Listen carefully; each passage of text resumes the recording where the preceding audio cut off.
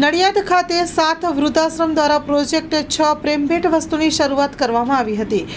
નડિયાદ ખાતે સુશાન education and charitable trust સંચાલિત 7 વૃદ્ધાશ્રમ દ્વારા પ્રોજેક્ટ 6 પ્રેમભેટ વસ્તુની શરૂઆત કરવામાં આવી હતી।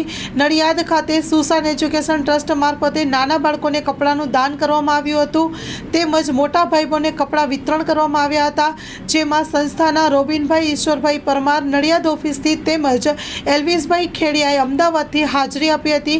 સુશાન એજ્યુકેશન ટ્રસ્ટ સંચાલિત 7 વૃદ્ધાશ્રમ દ્વારા પ્રોજેક્ટ 6 ની શરૂઆત હર્ષભેર કરવામાં આવી હતી। આ પ્રોજેક્ટ કાર્ય આમ નિરંતર થાય, સાથોસાથ અગાઉ ચાલતા પ્રોજેક્ટ કાર્ય પણ સંસ્થા કરતી રહે એવા ભાવ સાથે કાર્ય પૂર્ણ કરવામાં આવ્યું હતું।